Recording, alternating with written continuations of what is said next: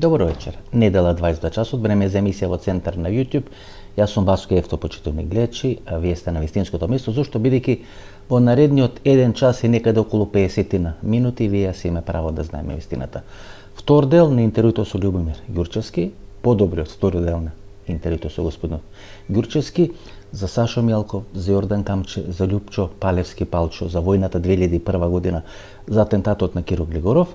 Останете со нас, нема да зажалите. Предходно, пред да го погледнете интервјуто на вечерта, стиснете лайк, стиснете subscribe на емисијата во Центар или на YouTube каналот Васко Евто, за благовремено да ги добијате информациите. Останете со нас, нема да зажалите. Љубомир Ѓурчевски, втор дел на интервјуто, вештачката интелигенција, нели, Ѓурчевски, кој го поистоветува со Љубомир Ѓурчевски. И добро, рекате 97 година поплава во Царинска управа на Република Македонија. Завршува прва фаза, почна, нели, втора фаза. Ако немаше поплава, што ќе се најдеше таму во таа документација, архива на Царинската управа на Република Македонија? Што ќе се најде? Ќе се најде многу извозни царински декларации за разноразна трговска стока од Република Македонија, посебно цигарите, посебно нафтата, цигарите, па и алкохолни пијалоци и други кои што реекспортира од Македонија. Во време на санкции, така? Во време на санкции кон санкции према СРЈ. Значи зборуваме и за трговска стока која што реекспортираше, која што во Република Македонија се задржуваше максимум до 7 дена во Фершпет или во Макошпет. Значи тоа беа шпедитерските куќи кои што малтене ја има. Беа држава во држава и можеа да си со царинската управа, значи да си ги работат експертите. Вие сте на чело на СВР Куманово неколку години. Тоа е 2008. И сте меѓу другото задолжени за делот на полицијата, на униформираната полиција во Табановци. Да. Нешто остана живи некои од тие полицајци, од некои од тие цариници, нешто да ви кажат што се правело во време на санкции, сте ги прашале и сте имале некој информација? Па затоа реков јас во Куманово, најдобрата корелација ми била со Петар Попарсов, но и со луѓе кои што работеле на граничните премини, односно на Табановце и на железничкиот премин и на патниот сообраќај и исто така кои што работеле на Пелинце, каде што имаме исто така патен премин према Република Србија. Таму се тие траги сокриени со горење на документација во Царинската. Со поплавата. Тоа важи исто и за преминот према Република Бугарија, Деве Баир и така натака, значи имате Јажинце таму на тето. Не, ова се подрачје на СВР Куманово, каде што СВР Куманово е надлежно за сторени кривични дела во тој дел. Значи и Табановци и Деве Баир. Не, Табановци и Деве Баир. Под Куманово. Под Куманово, Крива Паланка, Кратово, све е тоа во состав на СВР Куманово. Со северната граница јас коридори 8 и 10 ги контролирате. И 8 и 10, да, и 8 и 10, крајното и 8 и 10, значи некаде до Свети Николе. Тие се спојуваат во Куманово. Тоа е стратешката предноста Куманово, градот кај што се спојуваат коридор 8 коридорот 8 и 10. Тутунски комбинат Куманово. Еден дел, значи, ако земите некаде од Романовце до петлјата кај Рајкова куќа доле на автопатот 10, каде што продолжуваат, каде што се одвојуваат коридорот 8 према Република Бугарија, е споен. Едноставно споен. Велите документацијата изгорена, се уништи. Велите Макошпет, велите Фершпет, тука Јован Андонов, нели, Реган во еден временски период, Павле Трајанов, Слободан Боговски, Илија Илјовски доаѓаат во Царинската. Направени, нели, како пирамида, како тоа да оди да биде контролирано, претходно Димитар Буздевски, не така натаму.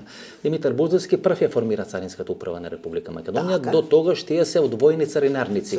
Охрид, Скопје, Гевгели. Нели, отприлика така функционерите. Кога говориме за Ванчо Лазаров, дедото на Вања Ѓурчевски, тој доаѓа како втор. Како втор човек на царинарница Скопје. Бидејќи таа си функционира. Право е Благоја, па доаѓаат Ванчо Лазаров, значи во целата. Но има одредени шеми, одредени структури во дел на алкохол, во дел на цигари, кои ги формираат властите почетокот на 90-тите години. Од типот на Енвер Маличи.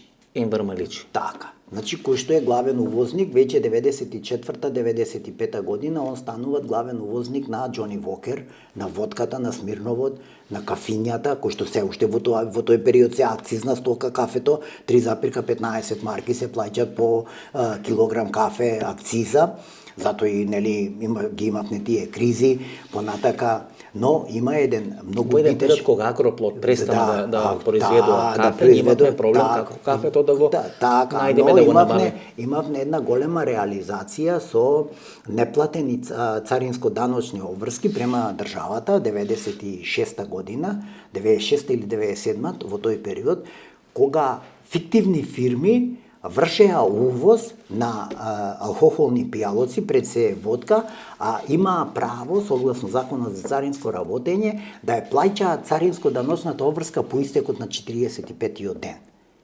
Тоа е овозможување малтене со пари на државата некој да се финансира. Да се финансира, да функционира и така се правеа и тоа е дел од правењето на пари. Таа е сериозна мрежа. Например, Зоран Ефремов во едно од своите интервјуи во емисијата во Центар вели дека во текот на 2001 година така бил киднапиран близок роднина на Енвер Маличи. Така. Дека е киднапиран од одредени структури на УЧК кои се од тука или доаѓаат од територијата на Косово, киднапиран на влез во градски трговски центар во Скопје по барање одредена сума на пари. После дека тоа не е изолиран случај, дека во текот на 2001 година многу од тие видни албански бизнисмени биле тие или нивните деца киднапирани и биле добивани одредени пари за да го дополнам на тоа.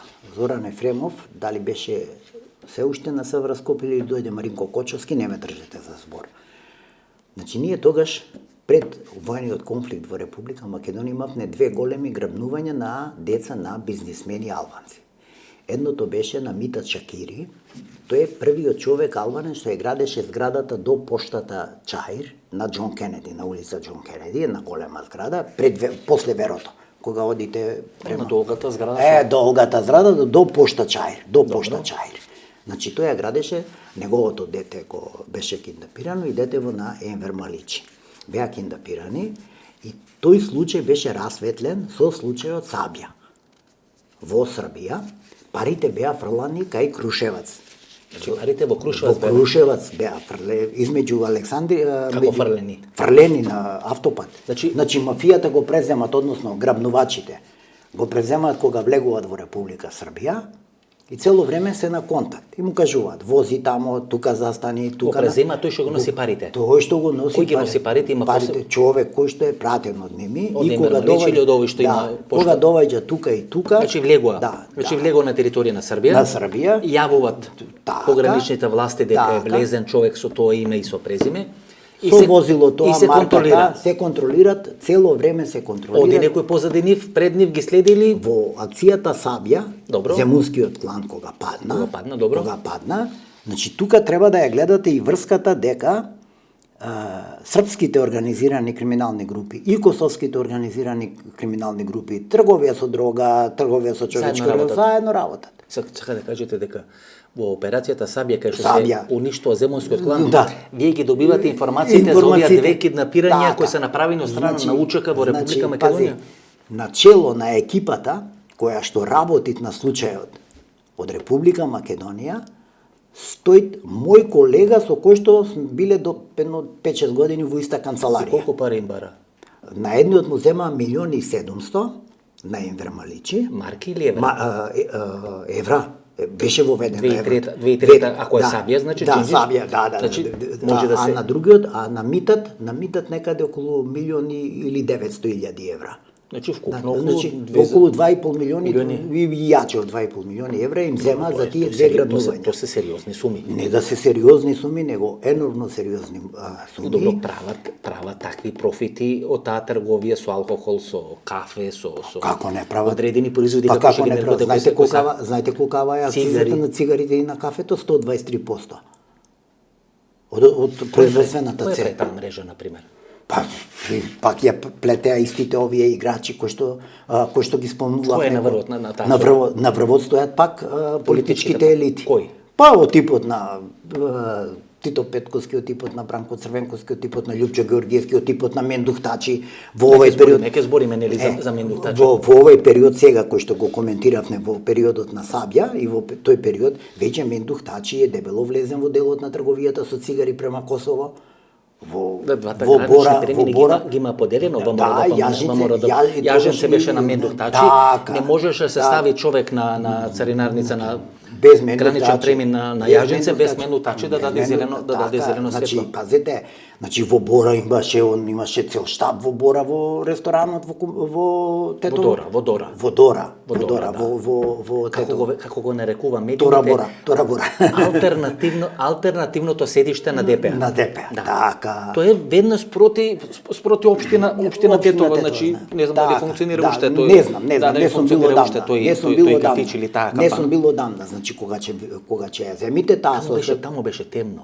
Ама тоа работеше само за Мендухтачи. Само за Мендухтачи и екипата и се гуваше доле. Јас сум два пати да го убедувам да надоле имаше 5-6 скали, имаше горе на сам беше темно беше цело време, значи немаше воопшто сончева светлина и така натаму. Зато добро е што го спомнавме, и овој случај со грабнувањето што го зборел Зоран Ефремов, но Зоран Ефремов мислам дека во тоа време беше тргнат веќе од СВР Скопје, мислам дека Маринко Кочовски беше. Тој беше значи војната 2001, па 2002 година заминува, па подоцна заминува 2003 година во агенција за разузнавање. Значи не ме држи за збор, него ти кажувам кога се расветли. Он сам каже дека бил заминат тогаш, но дека му се јавиле пријатели да прашат што да прават. Тоа е почеток на 2002, крај на 2001 веројатно. Тие кривични дела беа расветлени со Сабја и во Сабја како оштетени беа повикани да се јават семејствата и на Митат Шакири и семејството на покојниот кажи го Енвер Маличи. Бранко Црвенковски ја прави целата таа структура е негова. Помогната од Штерионаков, од таа структура. Лете таа структура, например, Штерионаков, ова структура како велите Енвер Маличи и така натаму. Енвер Маличи на крајот на криштата беше заменик градоначалник на Скопје во мандат на Петре Шилегов. Таа структура станува толку мокна што самите учествуваат во елиминација на Данчо Шутурков. Значи Данчо Шутурков беше заеднички сили на Бранко Црвенковски и на Љупчо Георгиевски елиминиран од првчок на Македонија. Кога ја правиме и кога разговараме за тие црни пари на организираната мрежа на криминалот, ние мора да имаме во предвид, и поситните играчи. Зборам поситните играчи, не од типот на онаа елита, првата елита што ја зборуваме. Како велат во атентат. Да. Нарачател, извршител и осмислител. Нели тој што го има осмислено, тој што го има нарачано и тој што го има извршено. Така. И во оваа структура има некој што ќе го направи концептот. Прв се елиминират извршителот. Тоа да го знае секој пат. Значи кога се тргнуваат во равчистување на такви сериозни кривични дела како што е извршителот го елиминираат самите. Одма за да нема сведок. За да нема сведок на старт. Ако нешто се нема тело, нема дело. Па еве ти истото тоа сега со Билјана во Србија, ова девојчето што беше грабното. Не најдува тело. Не може да најде тело, крај решен проблем. Значи тоа си е дело, закон, постапка е тоа, нема играчки тука. Затоа ти реков нема емоции во кривичното право и во кривичната постапка. Има само законитост. Понатака, вторна за елиминација е нарачателот. Зошто? Затоа што тој е врската до тој што го осмислил. Значи тој што осмислен треба да биде заштитен. Тоа е главната карика.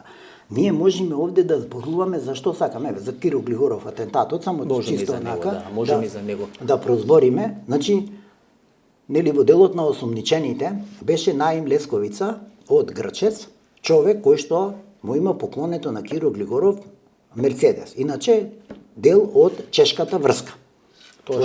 Трговијата со дрога во Чешка. Ситвино. Тога се говореше Братиславска врска. Да е таа. Па колешката Катерина Блажевска нели имаше некој коментар на Македонско радио, дали беше суспензирана, што се случи веќе и не се сеќавам до крај. И се говореше дека Слободан Богоевски со тие информации всушност сакал да ја дефокусира истрагата.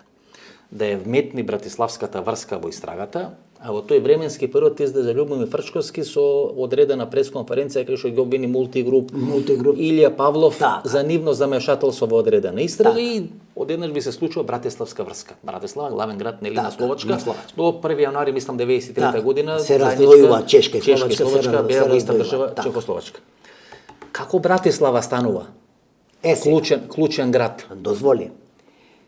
Ако осмислувачот оцени дека треба вниманието да се тргне од суштината на проблемот.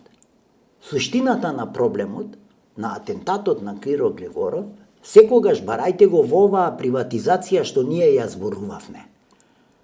Затоа што и во мемуарите на Стојан Андов стои дека Киро Глигоров се спротиставил на тој систем на приватизација со менаџерски тимови.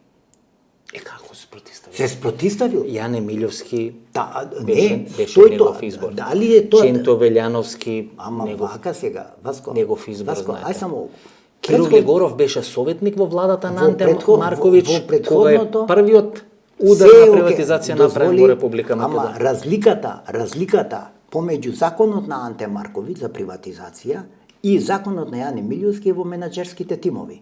Кај Анте Марковиќ ги немате менаџерските тимови. Се извинам. Него имате акции и откуп на акции на Берса. Да не го враќаме тој дел на мавето, така почнавме првиот дел на интервјуто. Љубомир Иванов Дзингул или Љубисав Иванов Дзингул. Така, се приватизираше по законот на Анте Марковиќ. Да. И беше негазда, сопственик беше тој си ги откупи акциите. Ама тој беше ама сите, зар може некој вработен во Источна Македонија, во било кој комбинат или предпријатие, да има интерни акции според законот за Анте Марковиќ и да не му ги даде на директорот тие акции, тој да биде, се тие уцени што нема шанса, мислам, али да не ја враќаме приказната. Не ја враќаме приказната, значи викаме претходно не ја констатиравме. Сега не може нарушување на сите овие односите директори. нарушување кои го прават процесот на приватизација. Се членови на партијата на Стојан Андов и сега без разлика што е покоен нема да дозволам Стојан Андов нели тука да го амнестираме и Бела Рада да го прикаже. Стојан Андов е вграден во сите овие процеси на крајот син му на Стојан Андов. Ама негова композиција со нафта лежеше на Табановце година дена. Значи негова композиција не моја. Значи никого не амнестираме. Него ние и преđe констатиравме дека во еден период настануваат внатре конфликтите. Па тоа е значи суштината. Суштината е конфликтот во кој што конфликт да не речам силно спротиставување. Зашто бугарите ги вклучуваат? Ама како да го сокриеш, како да ја сокриеш најдобро трагата? Кој е виновен? Држете го крадецот. А јас сум крадецот. Гледате, господин Грчевски, тогаш бугарите се вклучени во шеќер, во бизнеси тука. На Кванташки пазар се продаваат огромни количини на шеќер, пивара, Скопје, мултигруп влегува тука во Република Македонија. Не е спорно, и они се заинтересирани за приватизација. Од Комората на приватен капитал, од Комората на приватен капитал, тие се првични основачи на таа Балканска банка каде што е Ама Васко, тоа не е спорно, не е нешто друго. Друго сам да кажам. Вниманието како да го тргнам. Сопругата на првиот представник на мултигруп или директор на мултигруп тука во Република Македонија се наоѓа. Ама и Куцурелос тогаш ајде грците да ги вратиме. Ајде да ги вратиме. Ајде да го вратиме. Значи тука има еден куп и има многу преплет на настани, има многу убиства. Така, кои се сомнителни во тој време, дали на актери, дали на нивни блиски роднини сопруги, така на тоа ми е целта на ова што го кажувам. Значи Киро Глигоров е дел на тоа дел на тие превирања внатре. Дел на тие превирања во кој што дел на превирања, значи се уредно прикриени, никогаш да не се дојде до осмислувачот на атентатот. Никога. Кој може да биде осмислувач? Тука е прашањето. Кој може? Дали се осмислувачите во делот на овие наши бизнис елити?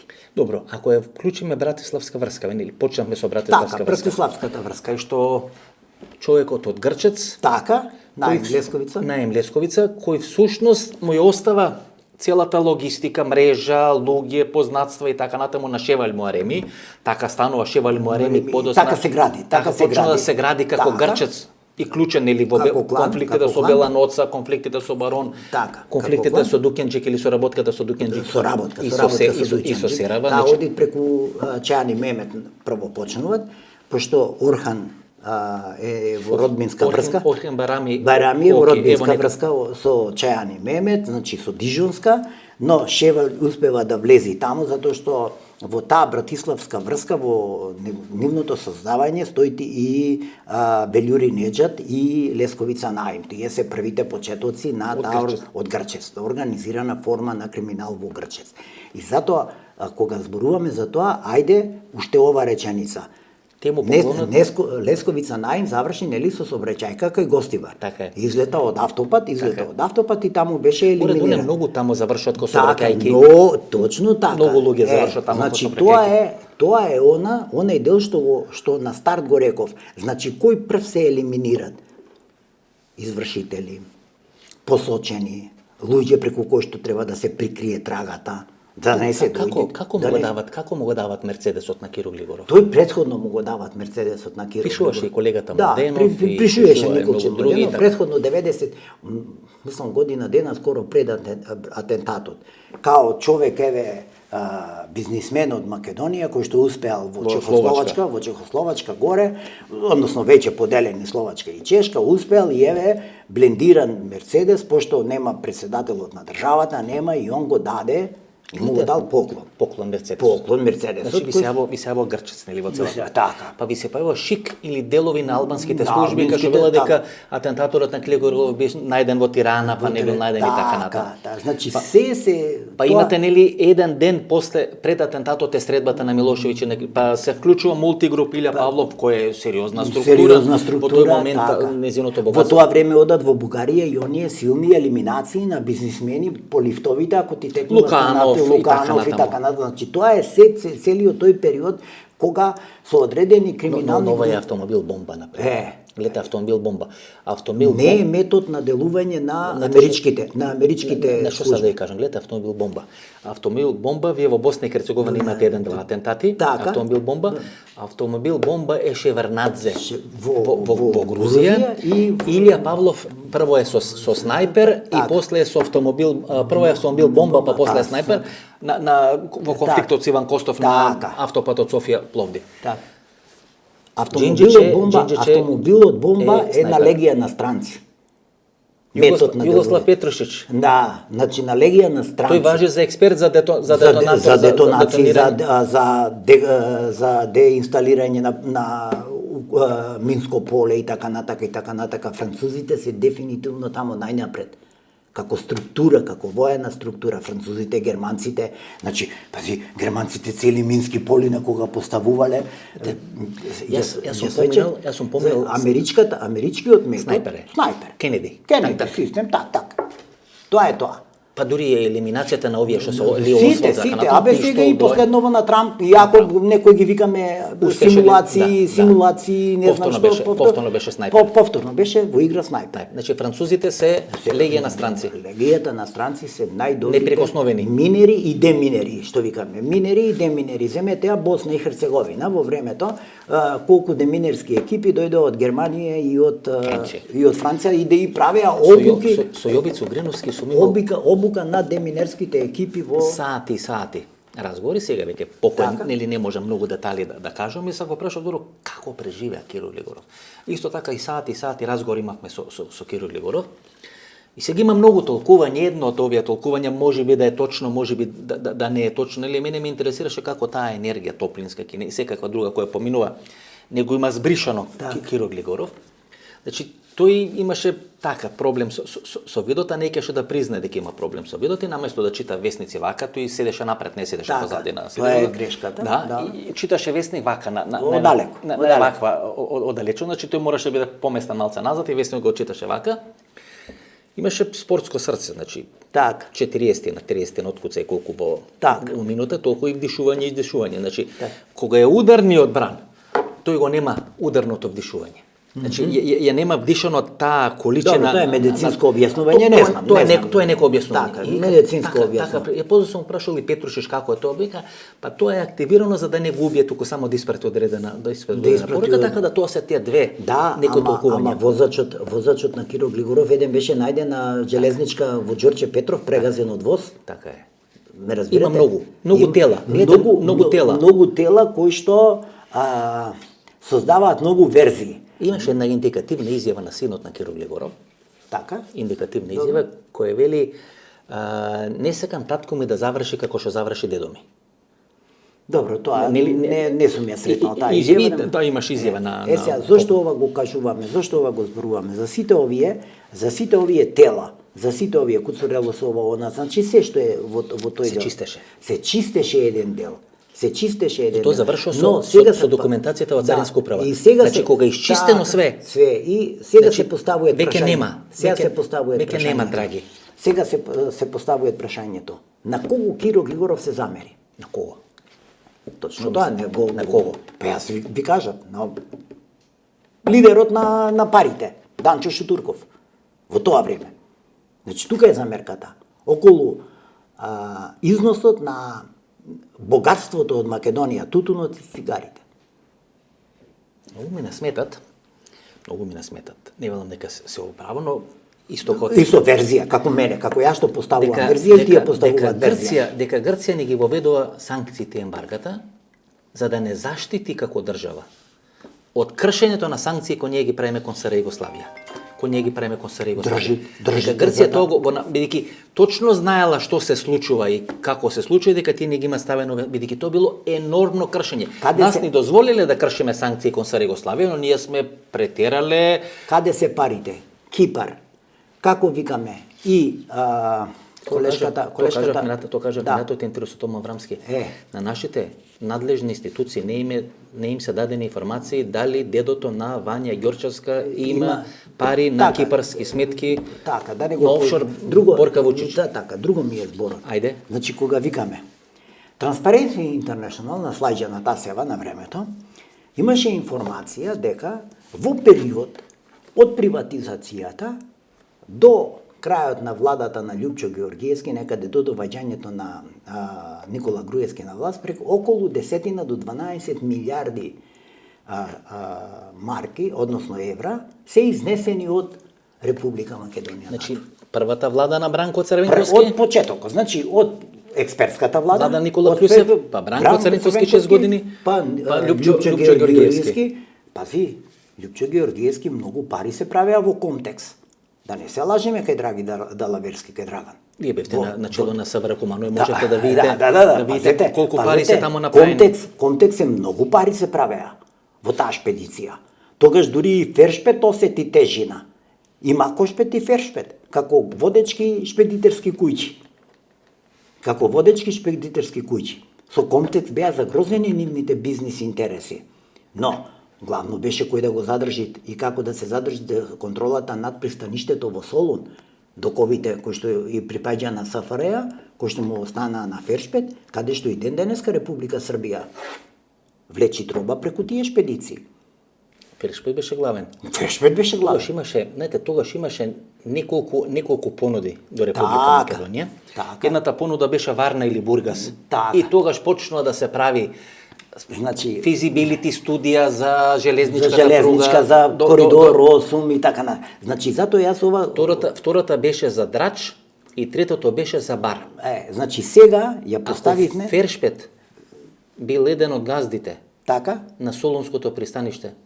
Тогаш не е јасно кој го спречил градењето на пругата кон Бугарија. Да не се лажем. Ако беше изградена пругата кон Бугарија, ние ќе имавме Варна и Бургас. И Бургас тогаш немаше да ни биде Солун. Немаше да ни биде Солун главно. Значи затоа викам Васко, интересите на овој регион, генерално на регионов и на Република Македонија секогаш беа врзани и затоа ти реков дека држи таа теза на Грција дека Грција воведе ембарго во еден период на нафтата кога е делевне нели со бонови, може ред да стави, за да може ред и контрола да стави на извозот, затоа што целата нафта ние ја добивавме преку Мамидакис, преку грците ја добивавме.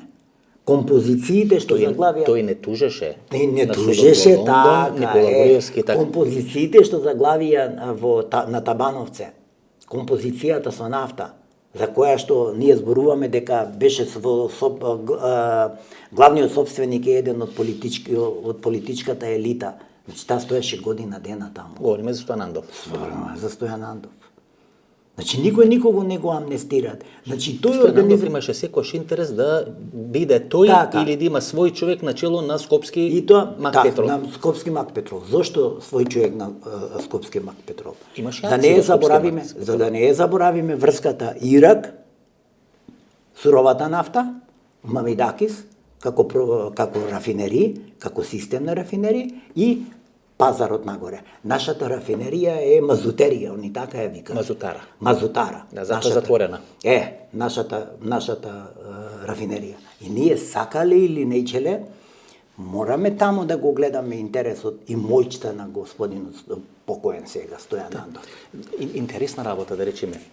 Мамидакис кој е со потекло од Крит. Од каде што се Мицотакис, тие што завршуваат на Кис се со потекло од Крит или островите околината на Грилакис, Мамидакис, Мицотакис и така натаму и така натаму. Во времето на комунизмот тој е главен увозник и дистрибутер на лади на руски возила. Значи повторно имате Ирак, Русија, Москва.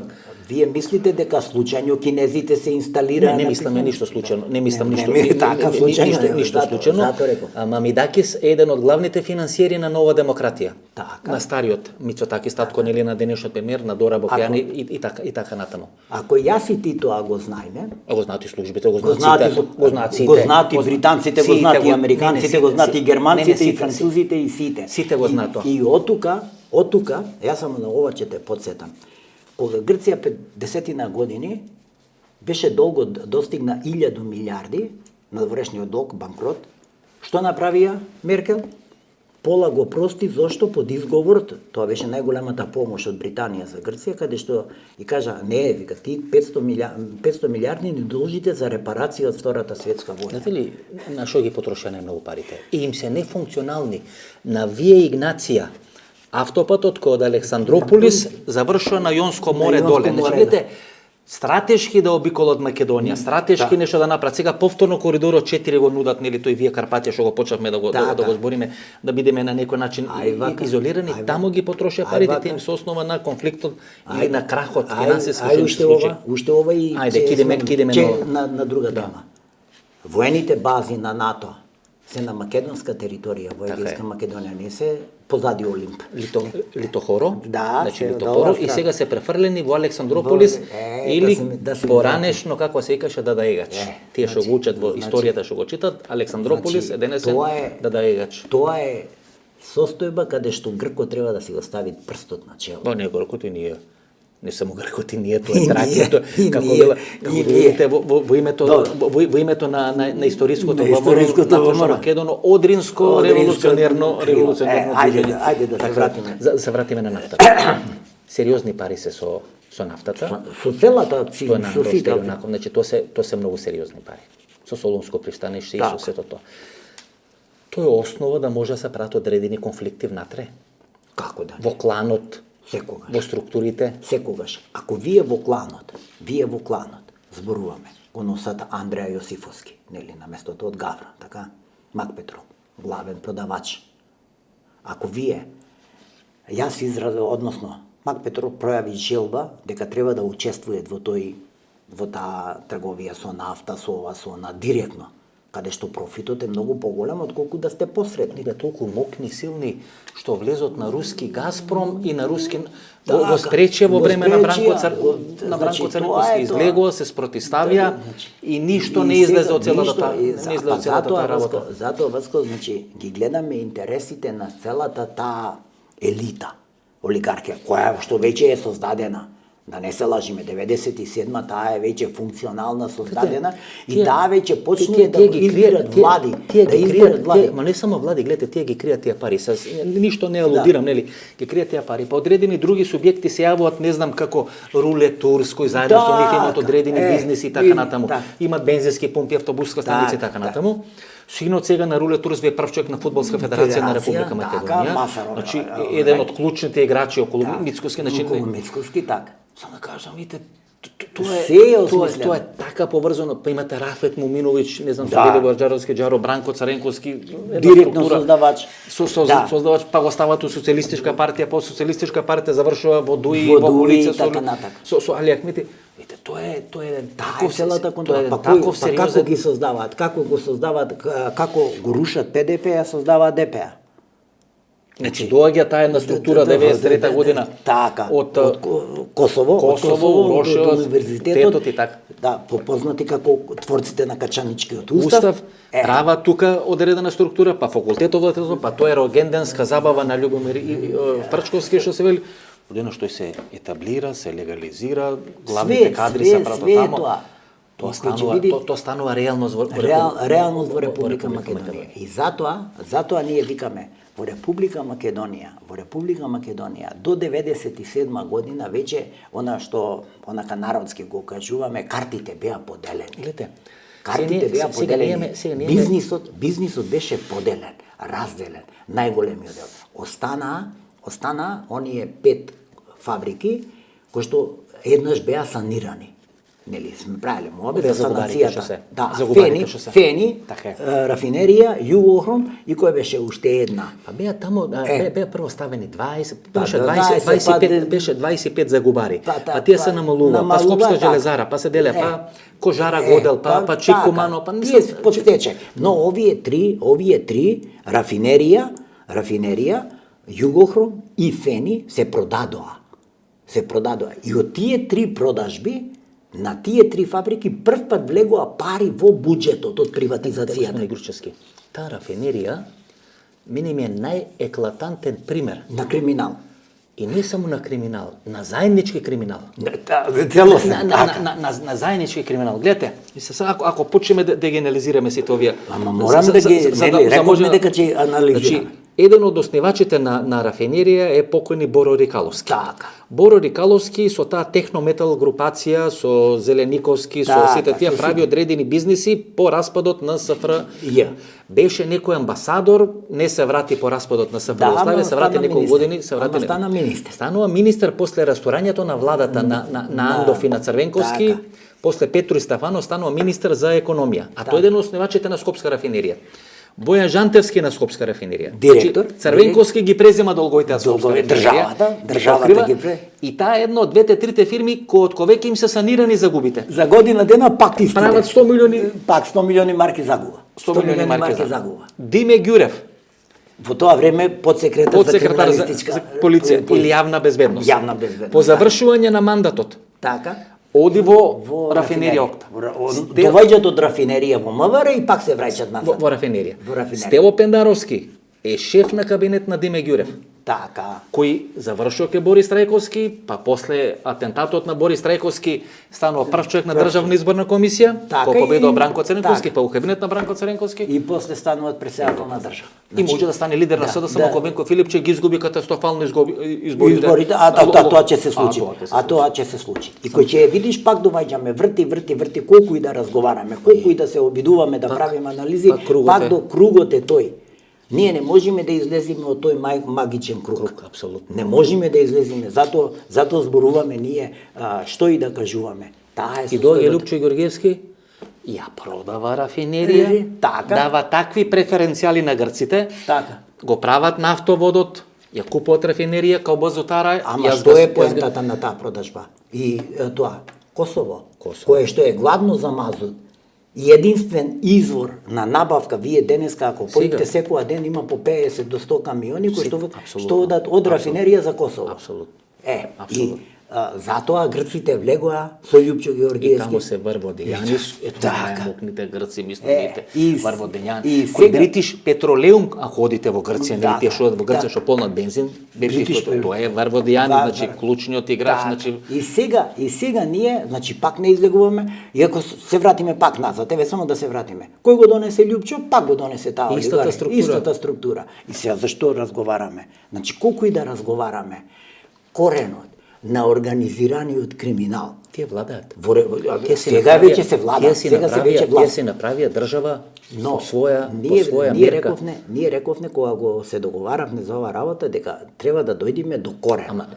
Кога ќе дојдеме до коренот, сега мораме да бараме решенија како. Господин Грчевски, ајде да седнеме.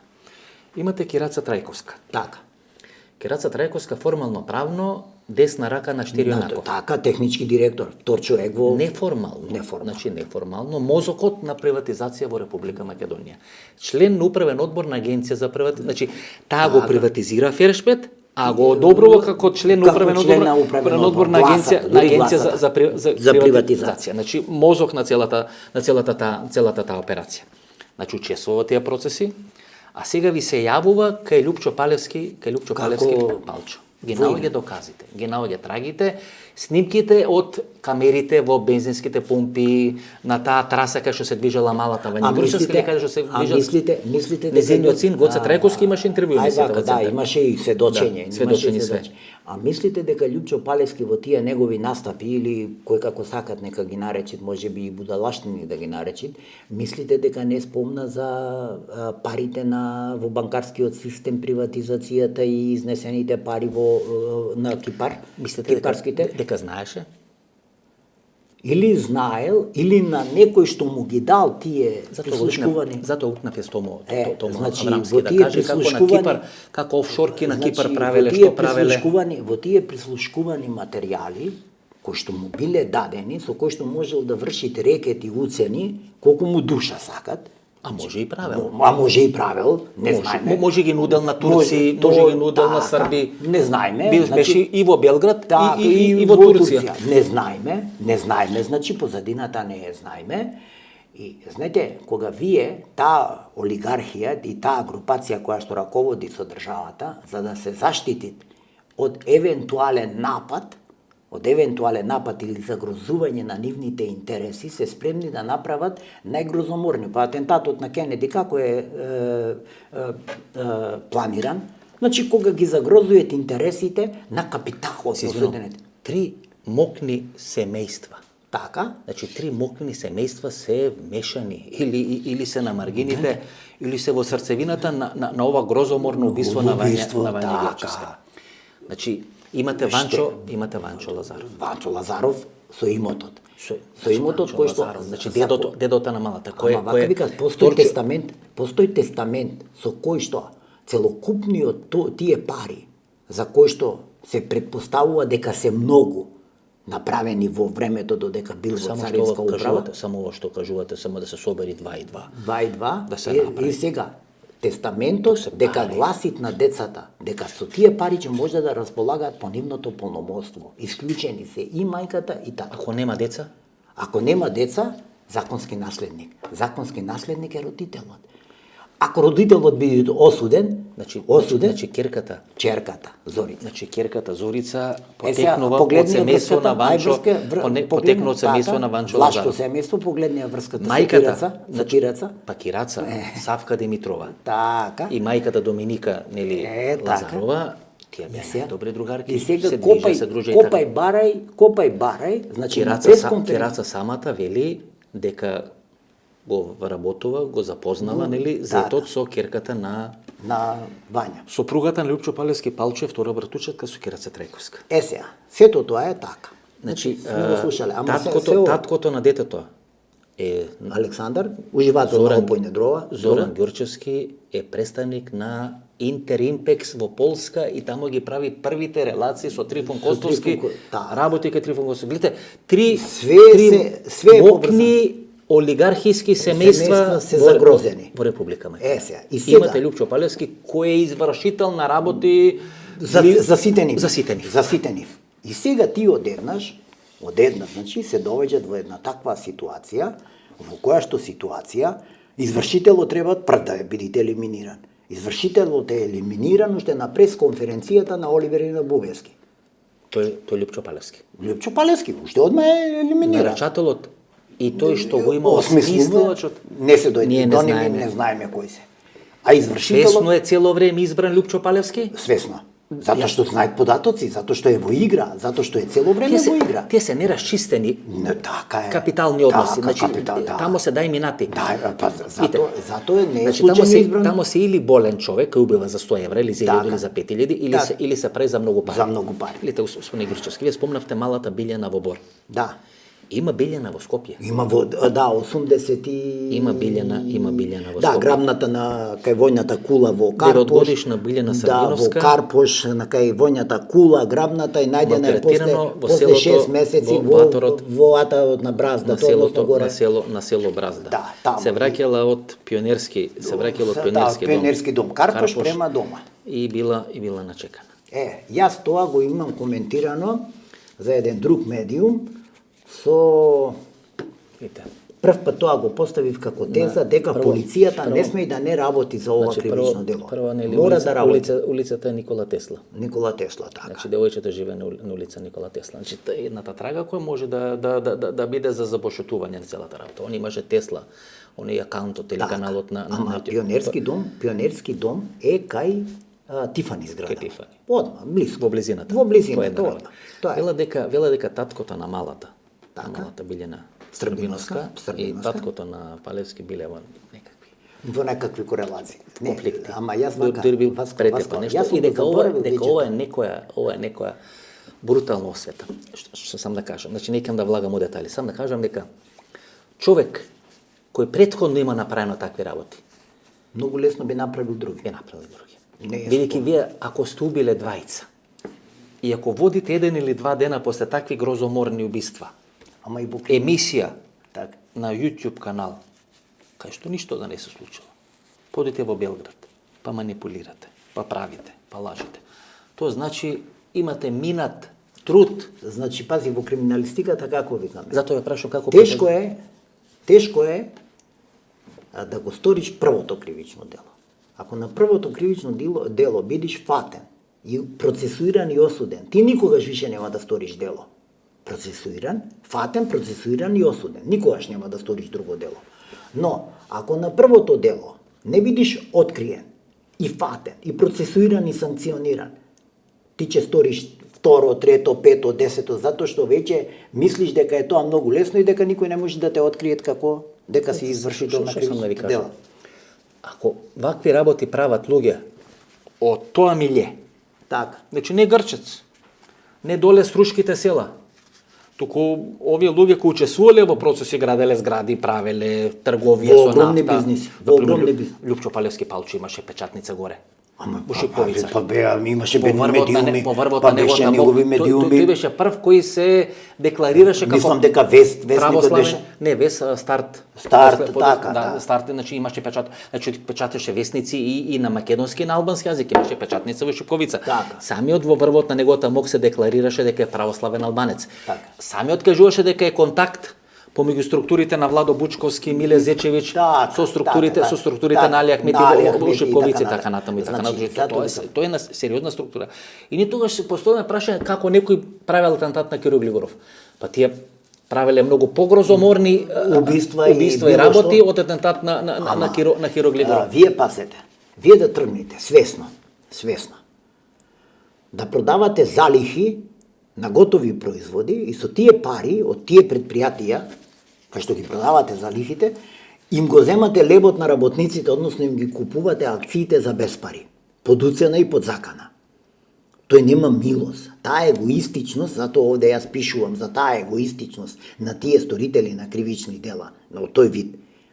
Значи таа до таа мера е изразена, да просто едноставно, дури и најдобрите психијатри кога прават медицинско вештачење, да не може да дојде до суштината и до правата вистина, кои му биле мотивите на еден таков сторител да сторите едно такво грозоморно убиство. И да живее со тоа. И да живее со тоа. Значи вие во афект може да направите некое грозоморно убиство и подоцна се кршите психолошки да пукнете и така натаму. Ама еве завчера се уби деца во школа, со ученици се самоуби. Значи не може да се издржи. Не може да се издржи тоа. Да излегувате, кажувате приказни, откачи, закачи, приказни, одреди, а никој од нив нема. И второ организирате една таква група кај што шлямото до лиците го собирате, лумпер пролетариатот го собирате. Затоа, на пример во такви случаеви, ние како викаме, ние во многу постапки во криминалот, доаѓаат до извршителот и тука завршуваат. Не одиме систематски да дојдеме понагоре, да дојде до нарачател. Првата пресконференција требаше да спречи да се разговара за нарачател и да се разговара за осмислител. Значи, еве ги извршителите, ги понудивме извршителите. Ги понудивме, имате докази, судете, завршете работа. Се извино. Да? Вклучувањето на Кираца Трајковска, кој ги обезбедува клучните докази, за да бидат испорачени извршителите. Извршителите, да. Да се прекини. Да се прекини. Крај истрагата нагоре да не оди никаде. Гледате, затоа се добре овие интервјуа.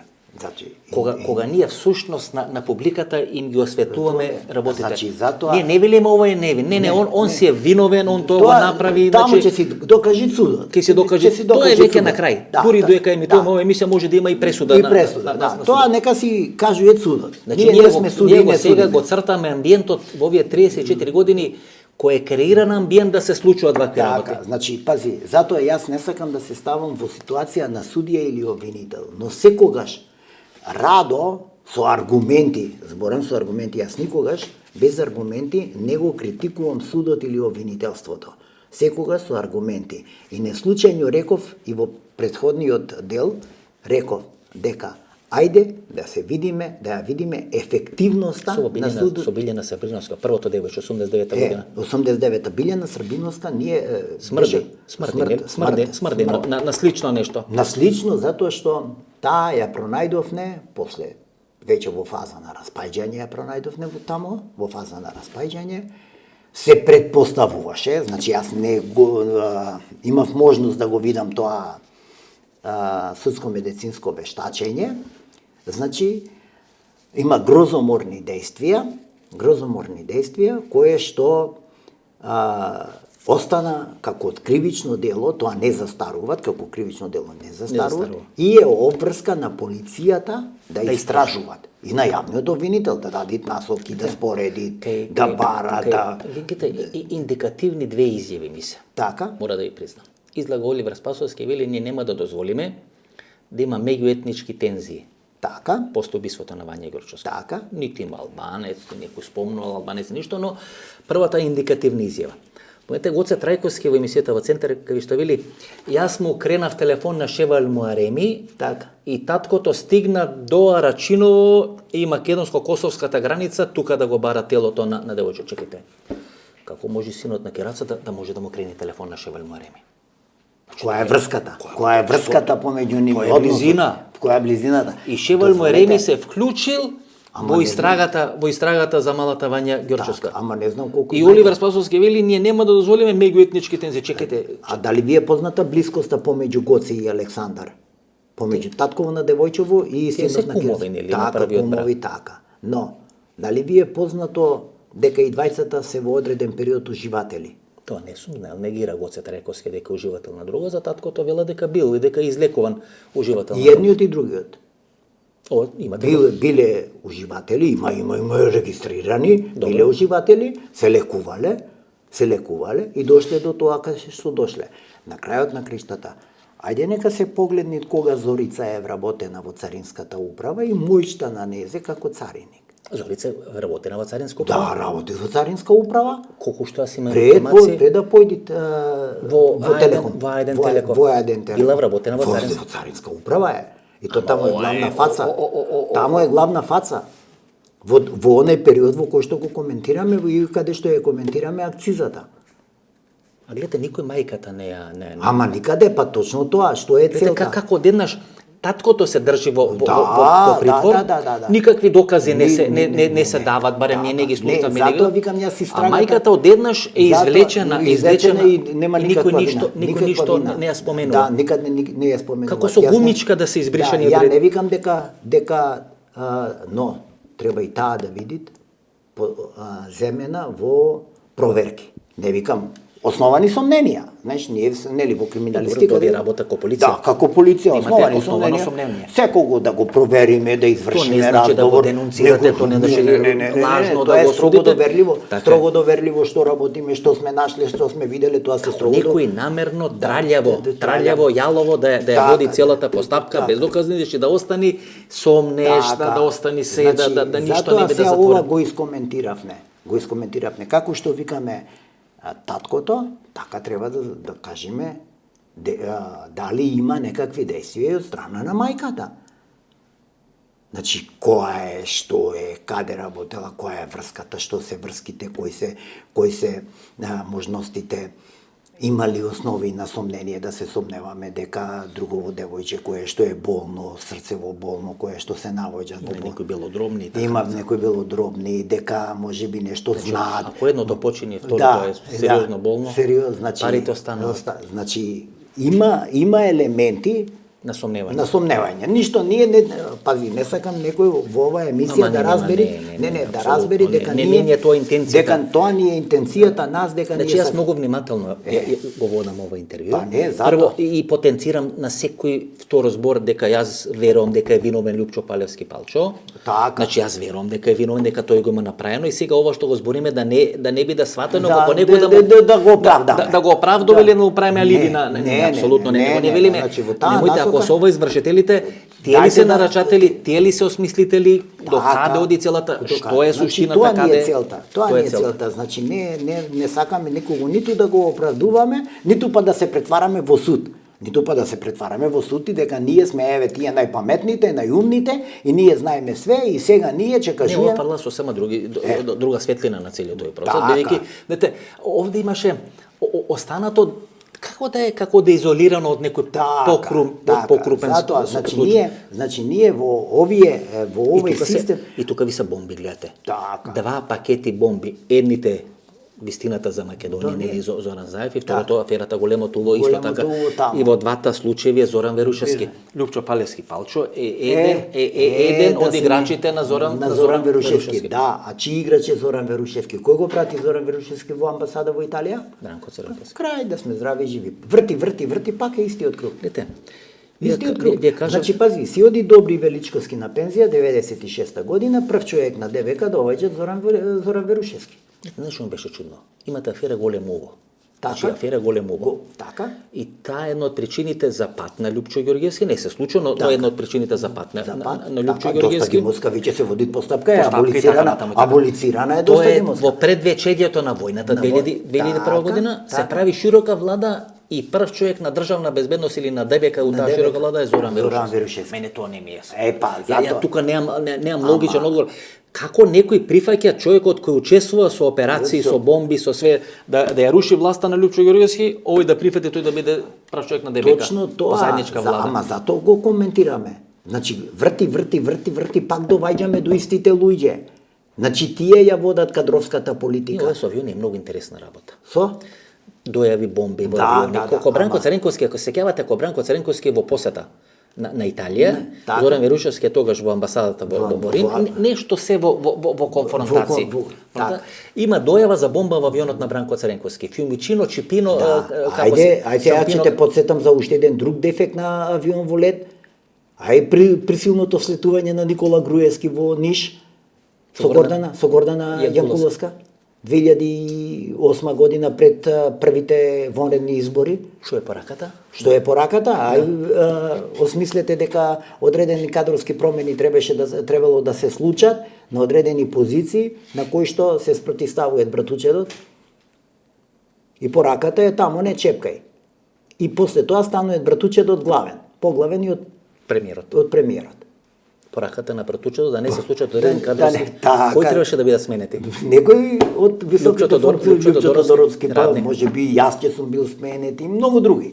Значи, пораката е не чепкај.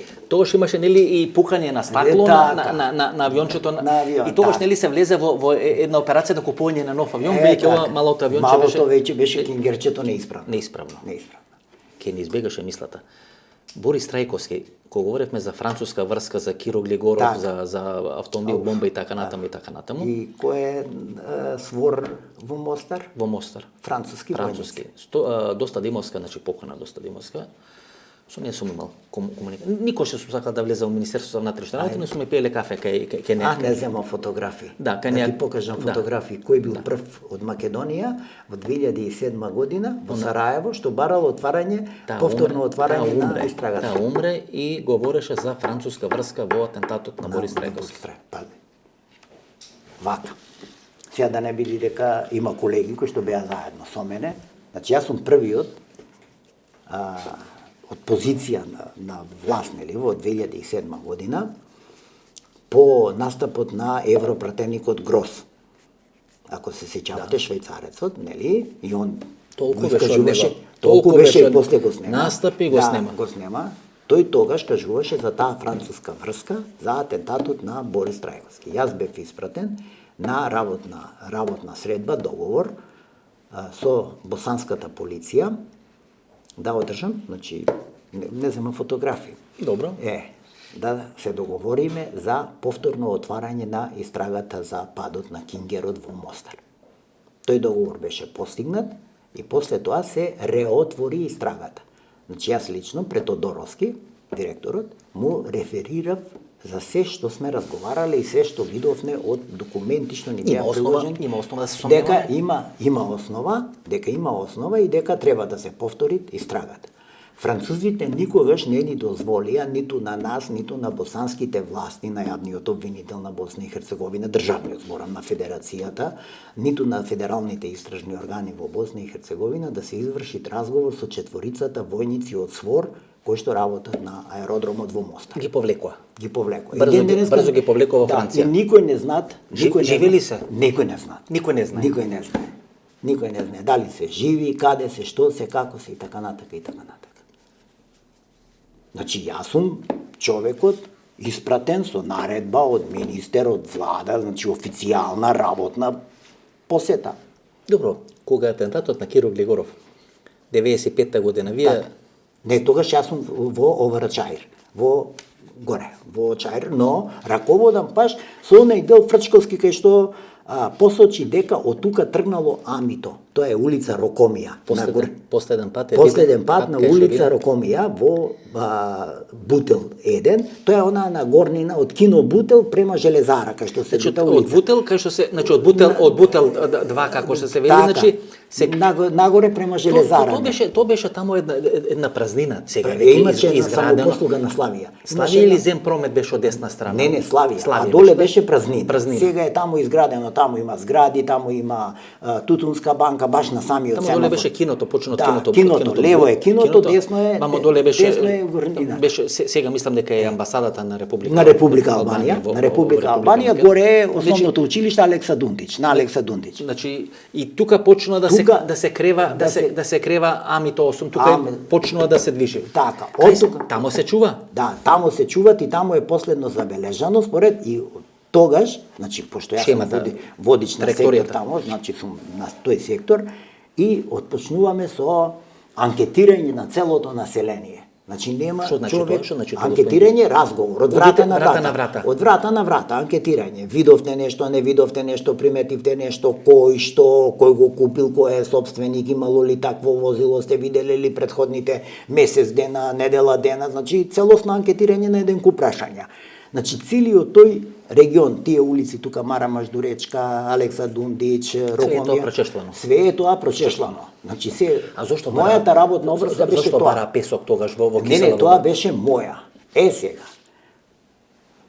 Кримтехника, значи од она што сум читал документи, значи јас таму не сум учествувал. Добро сте биде после на функција криминалистичка полиција. Таму сум читал. Можност таму сум читал документи, али на увидот не сум учествувал. Добро. Наводно на увидот е пронајден песок својствен за она што се копат према горе према Брезница, кога се оди, нели има едни рудници, руд коп, таму према. Значи тој песок. Значи отаде, значи од тој дел, тоа му доаѓаат горе Батинци, па Сушица, па нагоре кога одиш. Тој крај. Тој крај нагоре.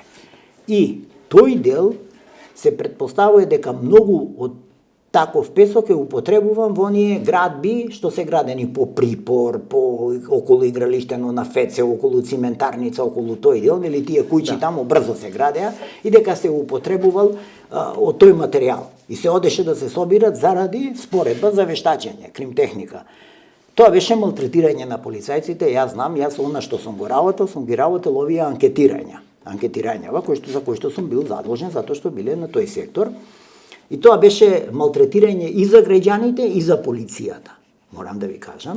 Зашто Крива Паланка е вклучена во Крива Паланка затоа што Богоевски нели вели во неколку интервју во емисијата во центар дека возилото е наводно купено во Паланка од фотороботот кој што е изграден по тие кажувања на база на кажување на прибрани известувања.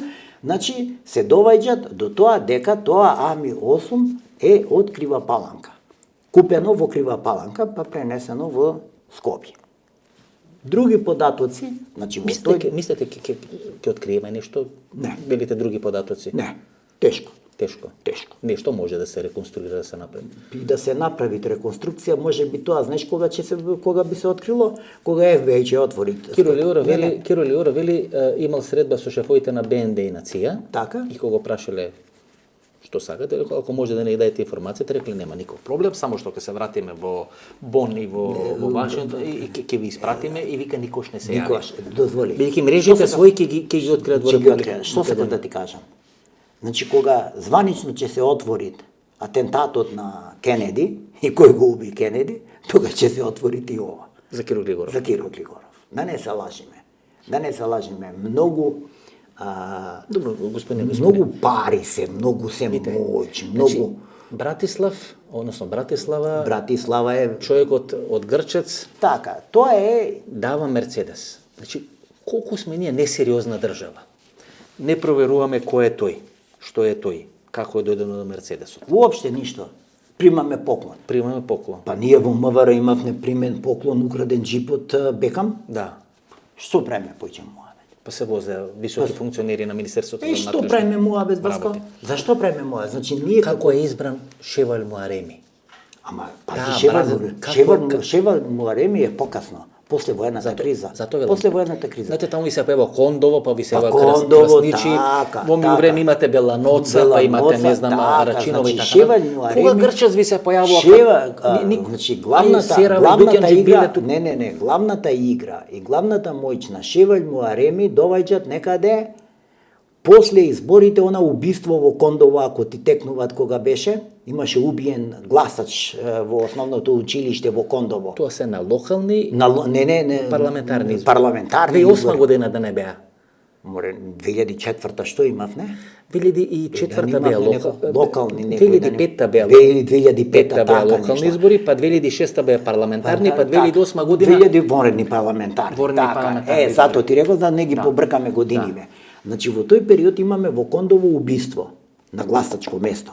На гласачко место имаме убиство во Кондово и во тој период се уште многу моќ, нели во периодот на СДС, има Агим Красничи, кој што вика че го бомбардирам Скопје од Боровата шума кај Долно Свиларе.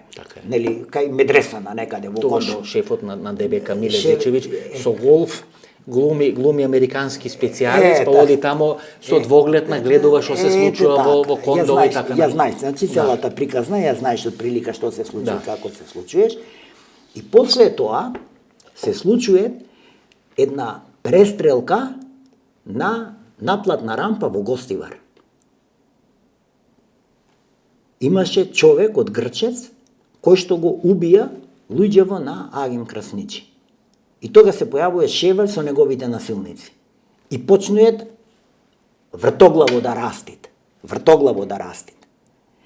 А Белјури Неџат и Лесковица Наим па имаат многу пред тоа една кавга со близнациве, со Дејан и Даниелови од Царина, кои што се исто така високо позиционирани во СДС.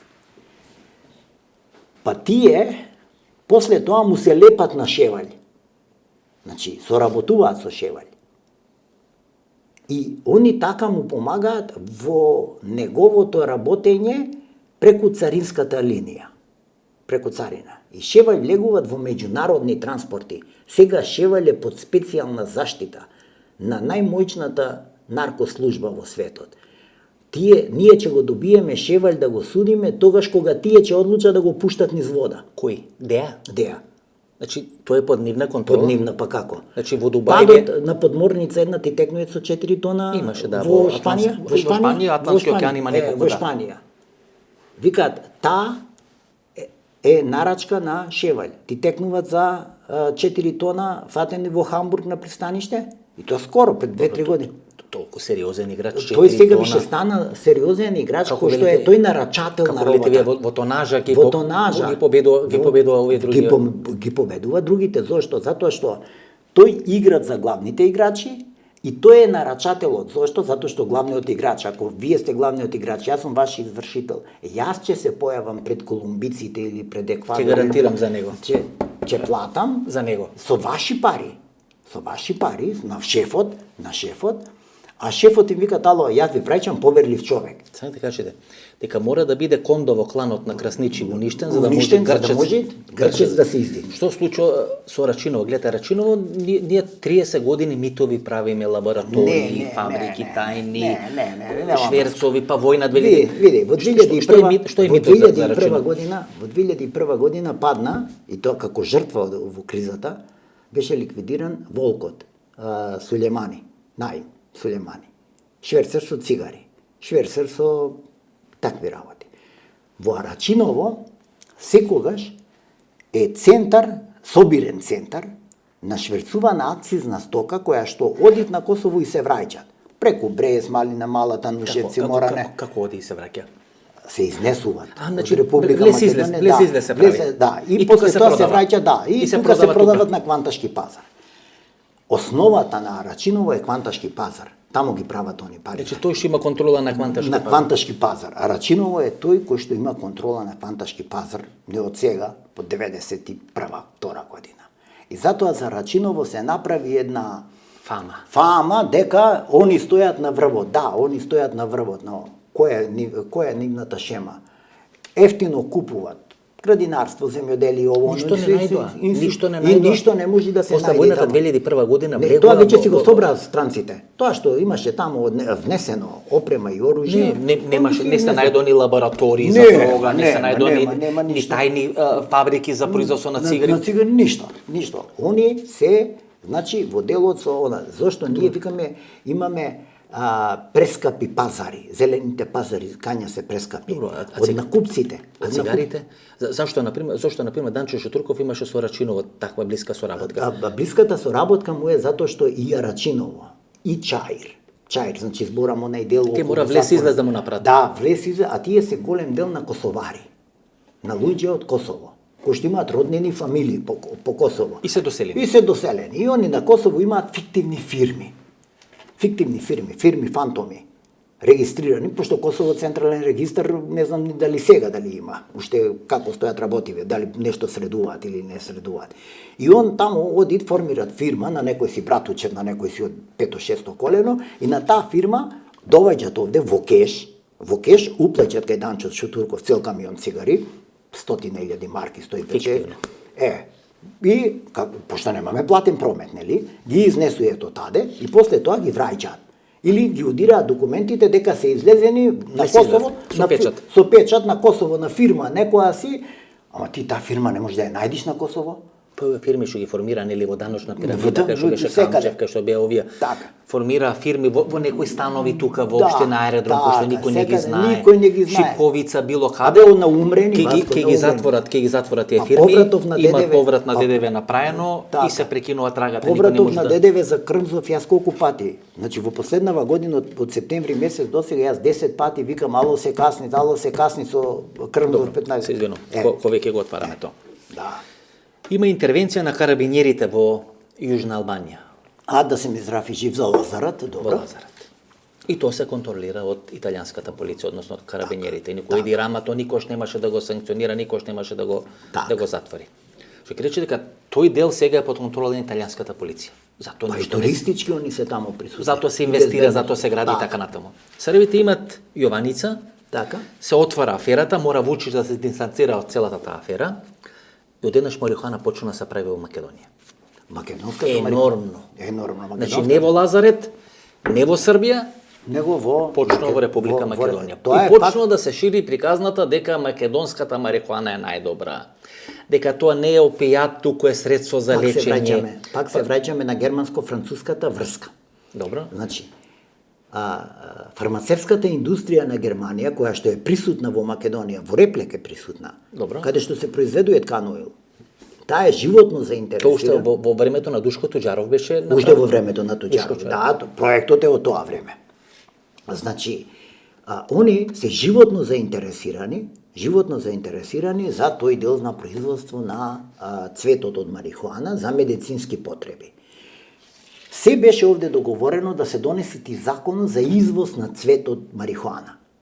Нели, затоа имавме во Валандово кражба. Да, има многу доле. Има многу кражба. Имаше во Валандово. Во Валандово. Имаше во Крушево, односно Кривогаштани. Во Славеј, таму Во Кривогаштани имаше на неколку места. Што значи, зошто се како на пример тоа се обезбедени објекти, како може да се краде? Обезбедени објекти, арно ама тој цвет на марихуана, ако не се изнеси во рок од година дена од како ќе се исуши, тој после го губи квалитетот.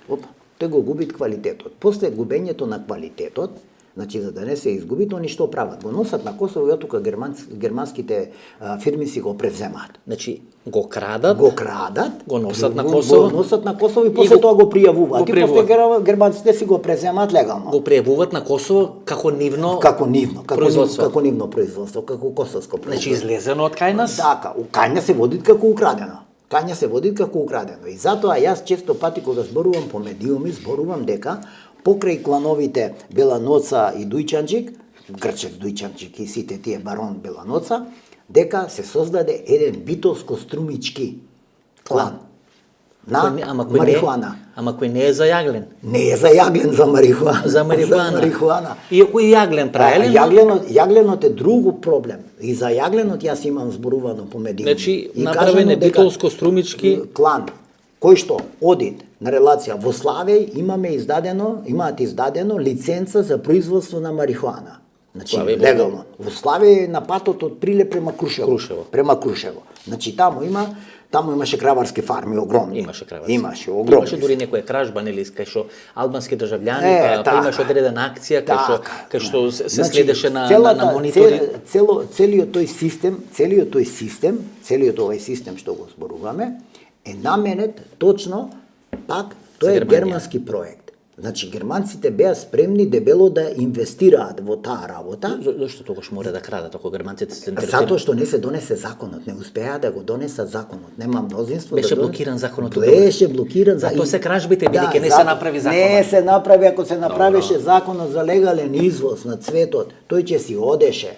Легално, фирма сум, имам лиценца за производство, сум произвел 300 кила на извоз, крај решен проблем, во Тонга така како што се складира. И колку пари се, господине Ѓурчевски? Многу пари се. Многу пари. Значи, пази, тоа станува збор за десетици милиони евра. Македонија има квалитет. Македонија од секој пат има раѓа, земјоделието, битола и струмица, значи. Ама зато сега Албанија почна да произведуваат патижани да стануваат извозник на храна, а ние почнавме да произведуваме дрога. Карабинерите, да. Одеднаш патижаните се поефикасни, се поисплатливи. Јас посакувам и нас така да ни се случи, да ни дојде тука Скотланд Јард, да ни ги заврати душите малку повеќе да не ги заврати тушите и да не научи како да произведуваме храна, затоа што Македонија произведуваше храна за 20 милиони жители. Господине Ѓурчевски, како Сашо Мјалков станува моќен? Како Сашо Мјалков станува моќен? 2008 се воредните избори, случајно значи добро е што го спомнавме. Кога е ова авиончето во Ниш, така добро. Во меѓувреме кај него доаѓаат Орце Камчев во кабинет. И тогаш почнуваат да се осмислуваат прво шемата на јавни набавки, криминогени јавни набавки. Не само во полицијата, во целокупниот систем, со посебен нагласок на здравството. Фондот за здравство иначе е најголем буџет. Има најголем буџет, може би сега достигнати до 1 милиарда, не знам точно колку е годинава. Тоа се многу пари. Тоа се многу пари. Тоа милиарда евра. Евра не е денари. и се влегуваат во јавните набавки по однос на медицината, значи и се почнуваат да се прават многу пари. Значи, ноу-хауто или знаењето на Јордан Камчев и со Сашо Мијалков. Да, со Сашо Мијалков стануваат еден прекрасен тандем, кој што прекрасен тандем, наметнато од ова дека ти не можеш, братучет, ништо да смениш без мене, јас сум газдата. Станува држава во држава. Станува држава во држава и ја билда целата моќ. Значи, да не правам муабе дека целото биро за јавна безбедност, да не викам само Тодоровски, сите сме му се повинувале. Ме разбираш, кој ќе се јави? Да не се лажиме сега, да не викаме ова и таа. Не. Значи, целото биро за јавна безбедност му било ставено... Значи, полицијата му е построена. Се прислушкува 20.000 луѓе. Точно знаете...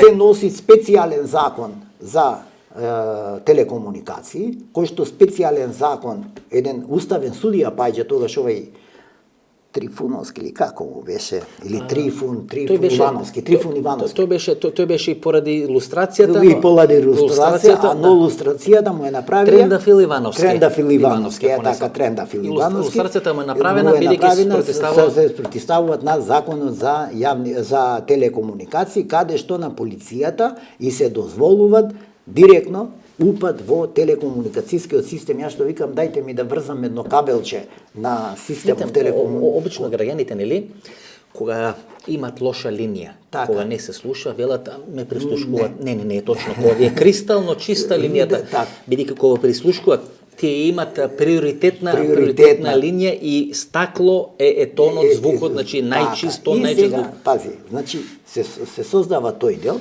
се носи специјалниот закон,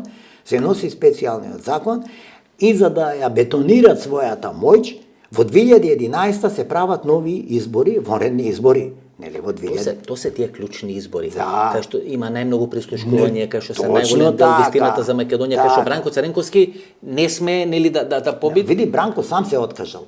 Значи, ја номинираше Радмила Шекеринска, таму има прв шпицен кандидат, беше Радмила Шекеринска. Извини.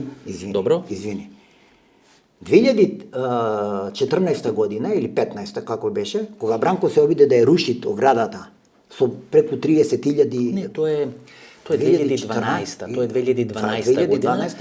Некаде 2012 година, тоа е католички Божик, кога ги изфрлат претениците при расправа за буџетот на Република. Требаше да дојде до полициска интервенција, значи тој ја сруши оградата. Требаше да дојде. Тоа е кога ги изфрлат претениците, тоа е крај на 2012, почеток на 2013 година. Јас знам дека сум на пензија, во тоа време сум јас на пензија. Тогаш и Зоран Заев и Стефче Екимовски така натаму. Сега дозволи. А Зоран Ставлевски министер за внатрешни работи, за финансии. И тогаш на Бранко му било понудено враќање во политика. Бранко изнесе околу 30.000 луѓе, ја знам, летно време беше. Партизанска вриеше партизанска. Не, одбивањето, тоа е протестот кога пратениците на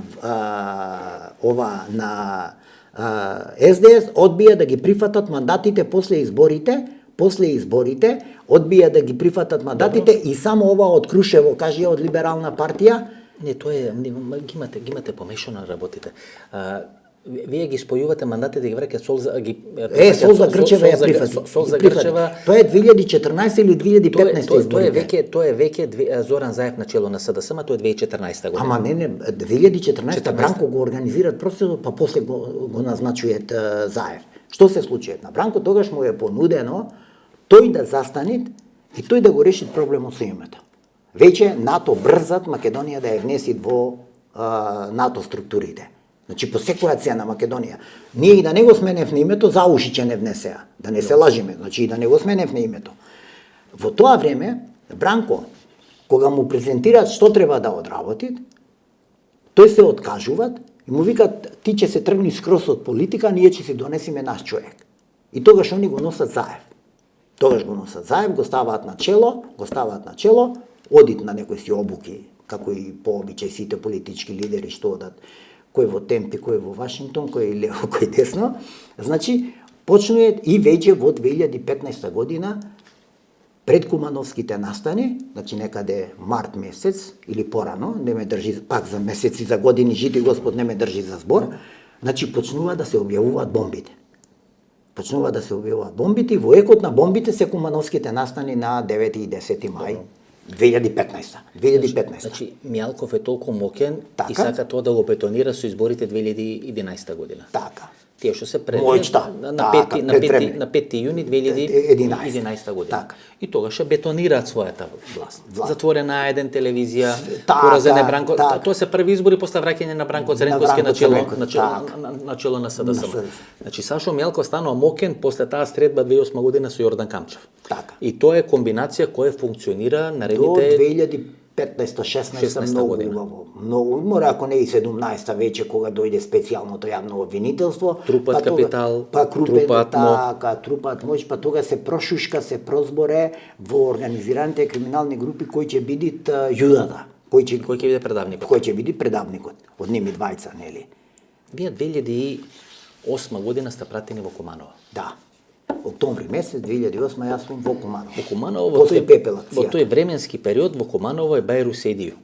Бајру Седију е приведен прво со Пепел акцијата, Тоа па е одам значи јас. тој е значи сериозен Сериозен играч, така. Тутовски комбинат Куманово, одредени фирми во Куманово се обидува да Така. бега на македонско-косовска граница. Пошто е зет за прва батучетка на Хашим на Тачи. Хашим Тачи. Така. Го фаќат и го враќат. Прави држава во држава. Во Кредити Куманово, од банката точно. на Трифун Костовски, Точно така. дадени без хипотека, без залог и така натаму и така натаму. Не, има дел од хипотека, млиновите се под хипотека. И тоа е еден, тоа е Милано што Милано што беа. беа, Нели са за Куманово Романовци, Романовци кои ќе видите, значи тоа се све беше негово, све значи беше. градот беше под негова контрола. Па може да се рече. И вас ве праќаат во Кумановите. Куманово стано клучен, значи Куманово е клучен и во комунизмот, првите протести Така. против тогашната комунистичка партија, Петар Гошев и Така. така натаму. По Куманово, како што велевме, нели 8 и 10 коридорите се спојуваат и сега одеднаш Бајру Седијови се појавува вас во Така, во во Куманово. Куманово. Што наоѓате во Куманово? Значи во Куманово во тој период претходно се фатени 4 камиони со цигари во Благоевград. Не ги спомнавме оние во Чешка, ама добро, во друга прилика. Значи, фатени се 4 камиони цигари во шверц во Благоевград. Какви камиони? Камиони од приватни превозници во Куманово, кои што Бајруш им гарантира дека ќе им ги платит на приватните превозници, на собственици, приватните собственици. Без разлика што им се фатени? Без разлика тој им ги обештетува. Колку се 4 камиони? 4, па во просек се, зависи колку е бил проседен. Например, со се приколка, со се глава, со се све 100-120.000 евра, 150, некој 9, зависи од староста. Значи, некаде околу пола милион евра. Околу пола милион евра, значи плюс минус. Да, плюс минус. Значи Бајру Седијови вели И ќе ги плата. тогаш бугарите дигаат журултија. Креват Значи, брева. дигаат креват брева, они веќе се станати членка на Европска унија, па ти внесуваш, знаете дека во Германија По дојава подојава од таде. И Значи, ние подојава, сакале бугарите или не- интервенират? Да. Не, откако е фатена робата таму. И ние сакале или нечеле, нашата полиција отпочнува истрага. поврзана со Бајру Седију. Поврзана со целиот тој предмет и со Бајру Седију. Наоѓате дека се од Куманово, дека од Тутунски која што- комбинат Куманово. Тутунски комбинат Куманово, која што истрага трајт, вложува така што се применуваат посебни истражни мерки, се работат инспекторите турбо значи работат, онадат офаќаат 27-28 лица. Од тие 27 лица кои што беа опфатени во таа пријава, затоа тогаш конспиративноста била на највисоко ниво, сите беа приведени. Единствено некои што почна да бегат и што успеа да избегат е Бајру Седију кој што стигна до граничен премин Блаце. Тој е фатен на граничен премин Блаце. Другите сите беа најдени, приведени, Сопругата Да, на шефот на криминалистичка полиција од Куманово, така. Попов, Да, на Живко Попов работи кај Бајруш. како благајник кај Бајруш. Кај Бајруш Седију. Гледате. И Живко Попов е сменет и пратен на караула во Тетово, горе таму во Стразино. Која е тоа пајажина на Чешин? Тамо е се осмислено. Сопругата значи на овој шеф на криминалистичка полиција работи како благајник. Значи тој не да е информиран За се. Значи за све. За се. Се што планира Кумановската колку полиција. инспектори му биле на платен список. На платен список. Па колку полициски службеници. Он вака викат Бајруш, дословце. Абе јас немам проблем со вас што не ве купив. Јас имам проблем со тие што им плаќав да ме штитат од вас. Ме разбира, значи тој човекот уредно си плаќал. Си плаќал да му кажат, ало, те следат. Во сефот, во станот на Бајру Седију, Така. се е најден налог во вредност од 6 милиони евра или долари на Унибанка од Уганда. Што е со тие пари? Не, вака. Најдовте ли пари? Не, Најдовте ли не, цигари? не, не, не. Што вие бевте? Цигари Сега се најдоа, има вака. две толкувања. Едното толкување е да истражите што се случило таму, така. а второто толкување Сашо Мјалков и Лупчо Тодоровски радникот ве праќа таму за да ја исконтролират Не, јас одам по ситуацијата и да завршување направат контрола на штетата на целата таа Јас одам ситуација. таму, значи во СВР Куманово одам по завршување на целата истрага. Што вие кажавте за човек на Лупчо Да, Тодоровски на Лупчо радникот? Тодоровски, да, тоа е и дека тој ја неспорно. праќа таму да Тоа е има неспорно. контрола на штета, да не тоа- излезе надвор од да, контрола, тоа е да може да неспорно. го исконтролирате. Тоа е неспорно, јас никогаш тоа не сум го оспорил дека доколку не бил радникот, јас немало да се најдам на позиција да му бидам прв човек на криминалистичка полиција, што е нормална работа, ме разбираш? Значи срамота е јас да плукам по радникот, срамота е. Но јас би бил не човек. Јас одам откако се заврши целокупната оперативна обработка, откако лицата беа приведени овој чек- и изведени на суд. Овој чек- Нема такво нешто. Вела дека чекот е најден во сефот на станот на Бајро Седиус проти џамијата во Куманово. Во Куманово, 6 да. милиони Али долари. џамијата е до полицијата да, одма. 6 милиони долари чек на Унибанка од Уганда, од Уганда. Вака. Значи, се што беше најдено околу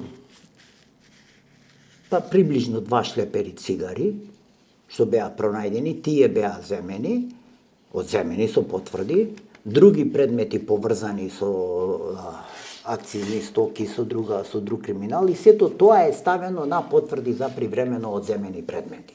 Добро.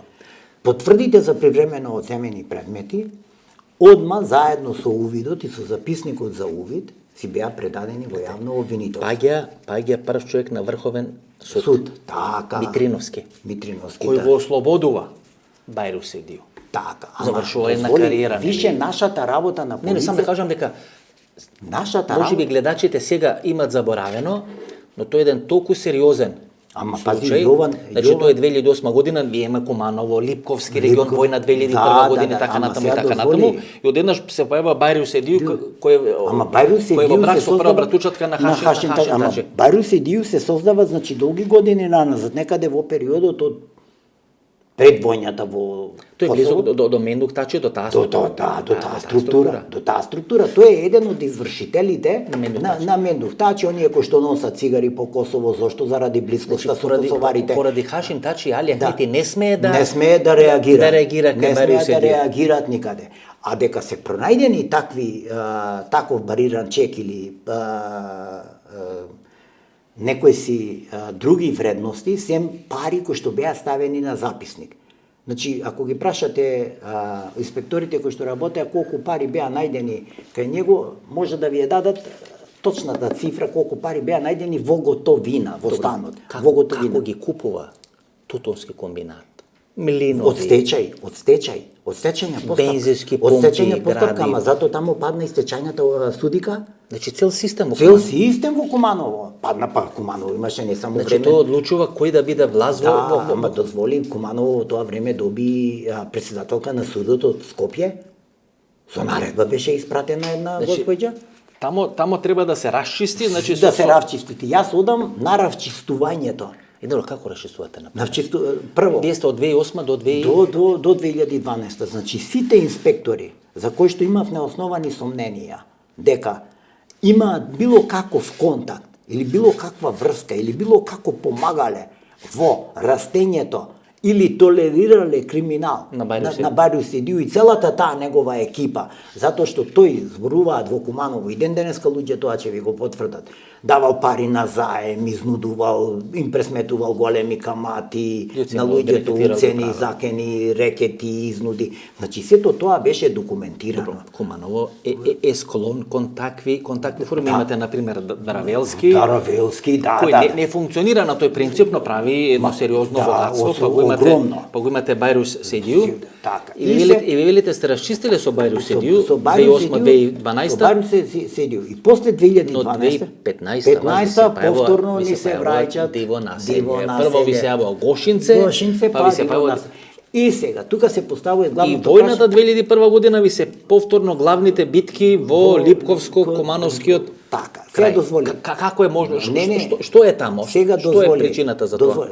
Најголемиот дел тамо се луѓе кои што се дојдени од Косово и кои што соработуваат со косоварите. Значи, они Косово го чувствуваат како матична држава. Ви денеска сега да појдите по Липковскиот регион, вие со тој проблем ќе се судрите. Па не, Али Ахмети не може да се протистави. Садула до Рахко Значи, му е таму, вечен му е, ке го елиминира, гледаш постојано или носител или тука до носител на листа во втора изборна единица. Тоа е структурата. Диво населје се најголемиот дел доселени од Косово кои што работеле во Чикуманово, во Искра, во ФЗЦ, во Како се случува, гледате, таму лагаат луѓе. Тие се луѓе кои се познати на полиција, кои се на одредени потерници, така натаму.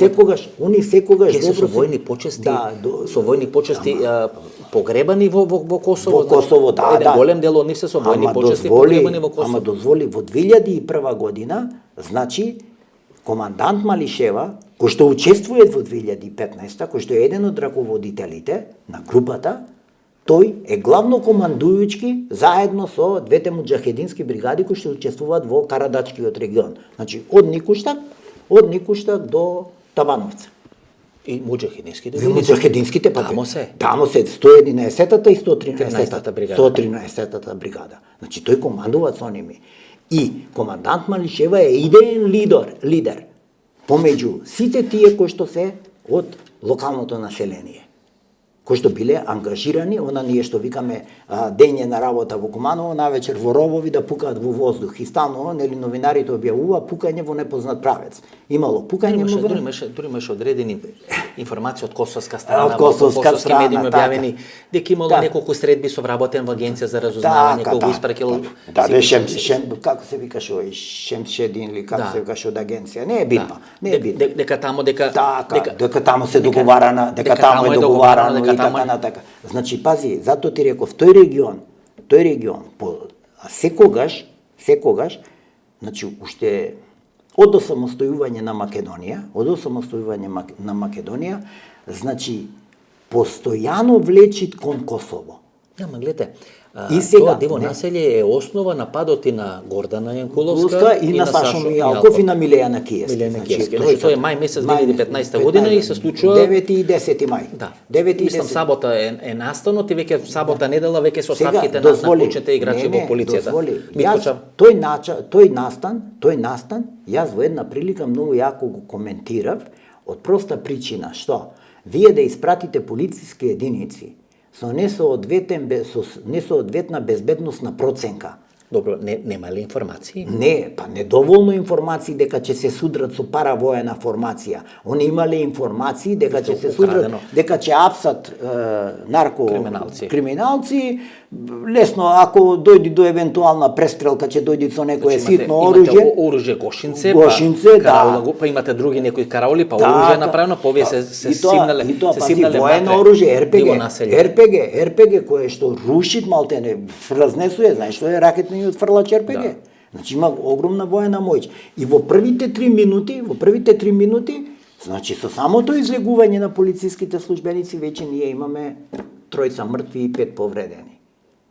Полицијата има во 2015. Има тоа на соопштение на американската амбасада на Джес Бејли, кај што изразува нели сочувство, кај што хистеријата и паниката се подгрува во Република Тотално Македонија. лоша безбедносна проценка. За таа безбедносна проценка, за таква терористичка активност и денеска е надлежна Агенцијата за национална безбедност. Не е јавна безбедност. Јавна безбедност е извршител во конкретните случаеви. Они ќе направат безбедносна проценка и ќе кажат... Се уште не е формирана АНБА, Агенција за национална безбедност, таа е формирана после реформата на Министерството. Реформата тогаш е се уште дебека. Извештајот на Прибан, значи Сашо Мијалков е начел на државна безбедност. Да, Сашо Мијалков и ДБК треба да направат целосна безбедносна проценка. Ова структура Зоран Иванов, Наке Ќулев, Синиша Алексовски, тие се во Агенција за разузнавање. Тие се надвор, тргни, тие се кај председателот. Кај председателот на државата. Они се агенцијата, односно ДБК била должна да направи. Тука е скршена власта на Никола Груевски. Вие сте пратени 2008-2012 со Бајриус се да расчистите во Куманово. Дел расчистувате, дел не расчистувате, прекинува, заминувате во пензија, но 2012 од 2015 година се создава таму сериозно упориште, сериозна структура нова, сериозна нова структура која го прави диво населје што е почеток на крајот на Никола Груевски. Дозволи, зашто ти викам? Значи, Бирото за јавна безбедност во тој момент кога ќе ги добиет целата безбедносна проценка, дека на одредена позиција, не мора да зборуваме за диво население, на одредена позиција имаме, дали имаме уфрлена терористичка група, дали се работи за поставена експлозивна направа или за било кое друго терористичка активност, Бирото за јавна безбедност, односно заедно со своите специјални единици, такви, значи сите врсти на единици со кои што работит јавна безбедност, тие кои што треба да ја извршат задачата. Значи не е направена соодветна безбедносна проценка да им се кажи на полициските службеници од специјалните единици. Одите на терен, одите таму и таму, објектите ви се лоцирани на улица таа, на улица таа, на улица таа, на улица таа, тој број. Таму беа крупни играчи, командант Белин, таму беа крупни играчи. Командант со коли и така натака, командант Малишева и целата таа тоа е екипата, тоа е главната косоварска екипа. Тоа е екипата на Рамуш Харадинај, која што поминала големи конфликти за време од Хрватска дури од Хрватска надоле, од воениот конфликт. И сега вие, ако на полицијата не и кажете тие со што ќе се судрат, они, кога ги припремаат средствата за елиминација на таа екипа, значи припремаат средства од полесен калибар. Највише формацијско оружје. Значи ти не носиш ракетни фрлачи, да се спротиставиш со соодветна сила да се спротиставиш на ними. Така е. На ними. И сега ти одеднаш упаѓаш како некој со сила да те фрлил во заседа. Ти што му упаѓаш во заседа се знае, тој првмава. Првите 3 минути, 3 жртви крај и те фаќат паника. Те фаќат паника. Паника те фаќат. Значи кој не бил на терен? Јас и како инспектор во 2001 година знаат, јас сум бил бар на пунктови со полицајците. Добро, што откривте, например? Вие го контролиравте и Липково, Куманово, до Крива Паланка, Кратово, секаде. Што откривте во Липково? Што се случи 2001 година? Значи, оние ден денеска, тоа истото ти го кажуваат. Ти го кажуваат они. Дека нивната главна цел е освојување на територија. Карадачка се до Липково, тоа е некаде мај месец. Има една друг воен аспект кој што е многу позитивен за Македонија. Тоа беше тамо горе, не знам, Шипковица, беше Тетовскиот крај, Тетовското кали и така натаму. Кога мислевме дека Љубе Бошковски влезе во Тетово на Тетовското кали и така натаму. Се појави Карадак. Се појавил Карадак. Се појави Липково. Со 111-113 муџахединска. Значи тоа е шетањето како да се скрши Република Македонија. Но има еден многу битен елемент кој што некој треба да им го признајт на Арама, а јас секој па тоа им го признавам. Парачиново спуштањето? Не, јас едно друго. Малинобрез, па горе таму. Една друга работа.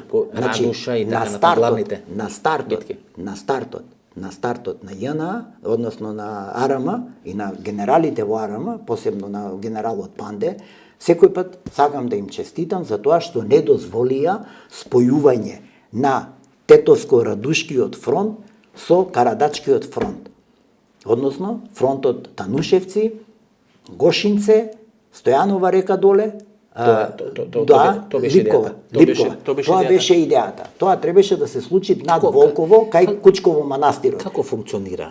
Како одреден центар, под контрола на одреден центар или изолирани групи со локални команданти, со локални... Не, исклучиво од одреден центар со добро припремена и осмислена команда. Не, како Али Ахмети. Значи, целокупната команда доаѓаше преку Косово. Косовски заштитен корпус. Косовскиот заштитен корпус беше извршител. Зимострени беше заменик началник на генералштабот на Косовски заштитен. Тие беа извршители. Над ними стоеа странски разузнавачки служби.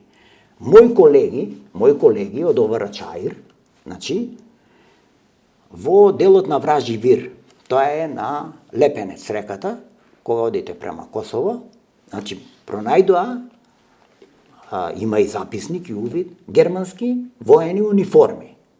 Значи, каде што се пресоблекувале. Доваѓаат од Косово со германска униформа, тука се пресоблекуваат и влегуваат во Република Македонија како цивил. Ја разбираш поентата?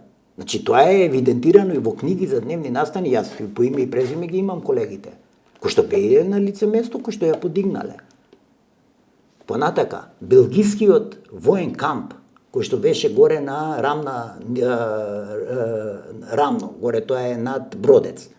према Танушевци. Таму има француски инструктори кои што се кријат исто така, значи колеги со кои што контактирале. Инструкторите се тука. Во Липковскиот регион, во делот на Думановце, се изфрлаат, нели, 2 контейнери се спуштаат со хеликоптери за време на воената криза. Каде што се предпоставува дека, не се предпоставува, него факт е дека со тоа се вршело достава на оружје за потребите на тој регион. И Карадачкиот регион, целиот Карадачки регион, вклучително и ОПАЕ, почнуваат со убиството на тигарот, на полицаецот од тигрите кај Ваксинце. Значи во тој период почнуваат некаде поточно после завршувањето на калето во Тетово. Значи во тој регион. И точно се знае после враќањето на Борис Трајковски од Вашингтон. Значи точно се знае кој, како ги префрлат единиците, каде ги префрлат, кои борбени действија, колку загрозување и на крајот на краиштата сите загуби на македонската војска и полиција се од заседи. Имаме само 2 погинато на фронт. Едниот е на караула во Танушевци и едниот е во Тетовско, кои што излегуваат пред пунктот, гол, пред пунктот и играторо. И го фаќаат на снајперка. Тоа е на фронт. Другото е се што погина подмукло на заседа по француски методи. Тоа да го знаете. Вејце палени со бренер, Уганда и секаде каде што биле овие легија на странци. Секаде каде што биле, они палат со бренери. И истото се работи со падот на Кингера. Карпалак, заседа. Извлекување на единиците е према Еребино. Не знам дали ти го кажувале, ама тој Јанко Бачев, кој што работи во тоа време, кај во службите го знаат. Се извлекуваат према Еребино. Првите жртви ни се на нагазна мина во Танушевци, под белгискиот камп. Претходно поминуе джип на Опсе, нема никакви проблеми, наидуе джипот на Арама, 3 погинати нагазуваат на нагазна мина, тенковска нагазна мина. Да не превамува вет. Понатака, овие горе во Љуботински бачила, војниците, од резервниот состав, 3-4 од Волково, исто така, на нагазна мина. И кога ќе ги соберите целата таа бројка, ќе дојдете дека најголемиот него секаде каде што губевне по 8, по 10 војници, се беа од заседа. 3 дена Карпалак Карпалак, јас сум правил муавет, заменик началник мене ми беше во Куманово човек, односно сега е после стана заменик началник, во мое време беше комесар, значи човек кој што директно учествува во УЧК, примен во 2002 година во полиција, и викат, ние не знаеме која единица била тамо. Според нивниот распоред немало единица на Карпалак, што значи дека се дојдени од Еребино, од германската база, преку Жеден.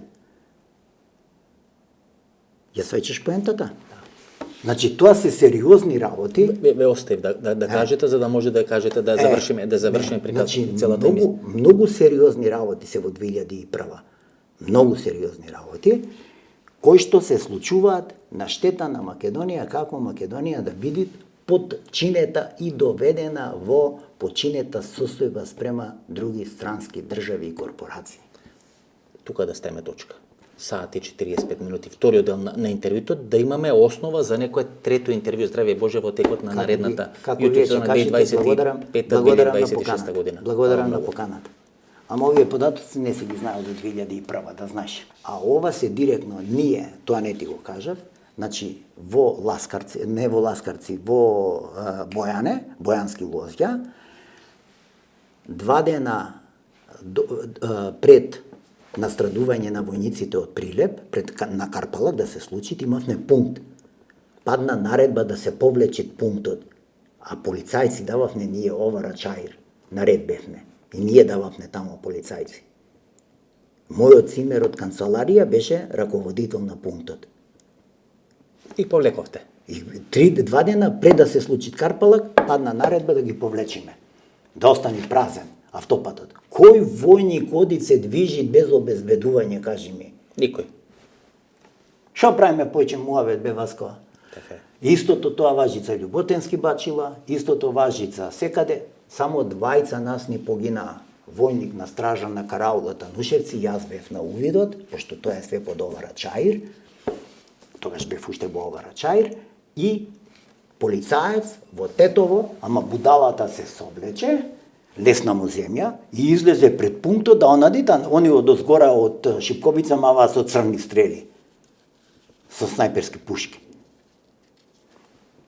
Те сам, оно што викаме, џаволот го терал. Ова во трета емисија. Да сме живи и здрави. Да сме здрави и живи. Ова беше емисијата во Центар, ова беше вториот дел на интервјуто со Љубомир Ѓурчевски. Се надам дека ви се допадна интервјуто. Ново дружење недела во 22 часот со интервју на вечерта и политичка анализа вторник 20 часот и 30 минути. Предпоставувам, бидејќи ќе биде пресудата објавена средината на наредната недела поврзано со Љупчо Палевски Палчо и убиството на Вања Ѓорчевски и Панче Жежовски, дека ќе имаме емисија посветено на тие настани. Ќе видиме, благовремено ќе бидете информирани. Значи, ново дружење недела во 22 часот, до недела и до вторник. Пријатно вечер, Македонијо, каде и да си.